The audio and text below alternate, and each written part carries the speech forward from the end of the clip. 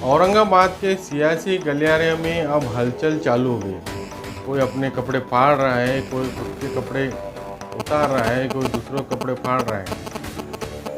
अस्सलाम वालेकुम दोस्तों, मैं अब्दुल रहीम खान आप सभी का स्वागत करता हूँ खिलाफत टाइम्स में। दोस्तों, औरंगाबाद के सियासी गलियारे में अब हलचल शुरू हो चुकी है। संभाजी नगर में ऐसा कुछ नहीं है।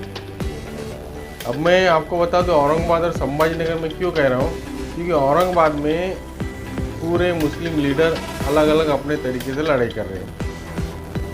कोई किसको नीचा दिखा रहा है, किसको कोई ऊपर उठा रहा है, कोई अपना हकीकत बता रहा है, कोई अपने वाक़या बता रहा है। लेकिन संभाजी नगर में ऐसा कुछ नहीं है। जिस तरह से ये हालात अभी पेश आ रहे हैं, हमारे एंगल के हिसाब से अलग अलग मुस्लिम लीडर जो है अपने अपने राय दे रहे हैं, किसको टिकट नहीं मिल रहा है, कोई बवाल कर रहा है, किसी को अपने वजूद को बचाना है, कोई औरंगाबाद के नाम से लड़ रहा है। तो ये जो सियासी गलियारा है औरंगाबाद का, इसमें कहीं ना कहीं खुद के कपड़े उतारे जा रहे हैं। जिस तरह से अब्दुल गफ्फार कादरी साहब ने एक मीटिंग में बताया कि इम्तियाज जलील साहब मुंबई के अंदर एक खुफिया मीटिंग की और अतुल सावे को जीतने की तैयारी उनकी है, यह ऐसा आरोप अब्दुल गफ्फार साहब ने लगाया।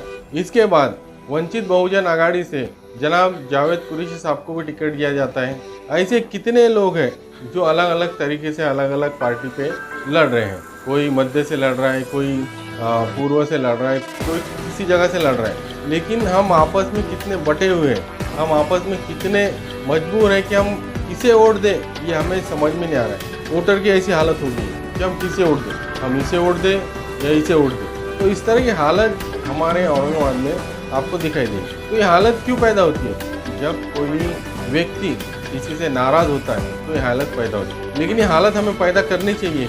हालांकि संभाजी नगर में ऐसा नहीं है। अगर आप नाराज़ है किसी पार्टी से या किसी से, लेकिन उसके अंदर वो पार्टी के अंदर इख्तिलाफ होते हैं, पार्टी के अंदर वोटिंग के अंदर इख्तिलाफ नहीं होते, वो एक जगह वोट डालते हैं। अरे तय किया जाता है कि किसे वोट डालना। तो इसका मतलब ये है कि हम जब बढ़ जाएंगे तो संभाजी नगर में जो पार्टियां हैं उनका रास्ता साफ हो जाएगा। इस तरह की राजनीति हमारे औरंगाबाद में चल रही है। अब आइए देखते हैं कि गफ्फार कादरी साहब ने क्या कहा और किस तरह से जावेद कुरैशी साहब भी अभी आप आगे आए हैं लड़ने के लिए। और वोटरों का सवाल ये है कि किसे वोट दें। उत्तर प्रदेश के प्रभारी स्पोक्स पर्सन 2019 में उनका मुझे फोन आया। उन्होंने कहा कि डॉक्टर साहब, आपके हल्के में समाजवादी का उम्मीदवार आने वाला है, आप कहे तो मैं रोक सकता हूं, मगर मुझे इसमें सदर मोहतरम बैरिस्टर असद रईस साहब मुझसे कहेंगे तो मेरा सियासी खत में इजाफा होगा, जब भी मैं कहूंगा। मैंने इमीडिएट बैरिस्टर असद रईस साहब को फोन किया। उन्होंने कहा कि इम्तियाज जलील साहब बंबई में आए, 2019 की बात कर रहा हूं, अक्टूबर की, और अपना और समाजवादी पार्टी का गठबंधन हुआ है।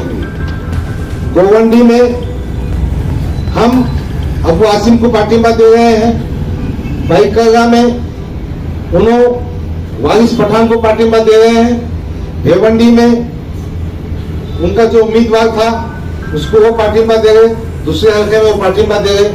आपके पास भी पार्टियां होंगे, बेफिक्र रहिए, इम्तियाज जलील साहब वहां मौजूद है। कैंडिडेट आया, उम्मीदवार ने इलेक्शन करा, माहौल खराब किया। मुझे तो समझना चाहिए ना कि क्या किया जा रहा है मेरे साथ में। ऐसा हुआ है और यही बात मैंने जब उनसे कही थी तो कहा था कि मशरक़ी असेंबली की टिकट हम आपको देंगे और चुन के भी आएंगे, गिफ्ट देंगे।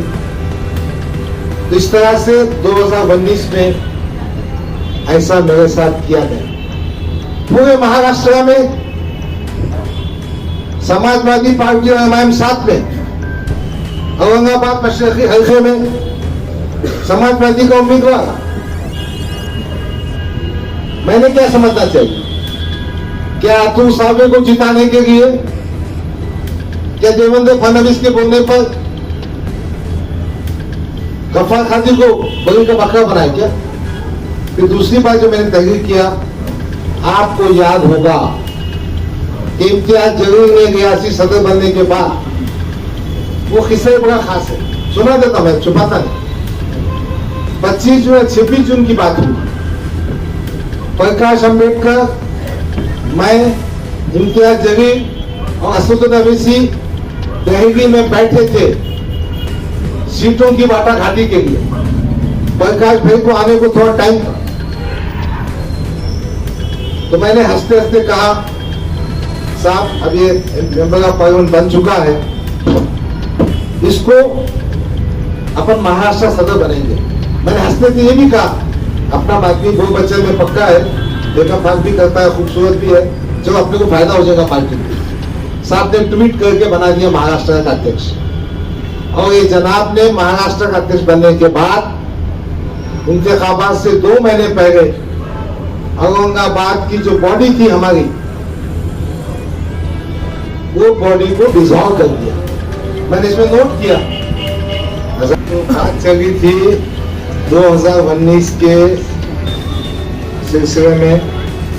मैंने असद साहब को लिखा, आपको याद होगा कि इम्तियाज जलील ने रियासती सदर बनने के बाद ऐन इंतखाबात से पहले मशरक़ी हल्के असेंबली की बॉडी को पूरी तरह डिसॉल्व कर दिया था। और इस सिलसिले में पूना में मैंने आपसे गुजारिश की थी कि ऐन इंतखाबात के वक्त बेहतर बॉडी को बहाल किया जाए, मगर हो ना सका। वंचित से माहिदा टूट गया, जिसका मुझे फटका बैठा। दोस्तों और साथियों, अगर वंचित और एमआईएम का अलायंस जिंदा रहता तो 15 से 20 एमएलए चुन के आते थे और सत्ता की कुंजी दोनों के पास रहती थी। अब वही बात है, बताऊंगा इंशाल्लाह प्रेस में क्यों टूटा, क्या से टूटा, कौन आगे जाता, कौन पीछे रहता, कौन आगे नहीं जाना, बताऊंगा मैं। बड़ा मजबूत बंदिश मांगा मैं तुमको। जो खत मैंने असद साहब को भेजा, उसकी कॉपी आपके पास ही देने वाला हूं। फिर दूसरा हमने लिखा कि 2024 मशरक़ी हल्के असेंबली के लिए हमने पूरी ताकत से काम किया। आपने मुझे महाराष्ट्र का कारगुजार सदर बना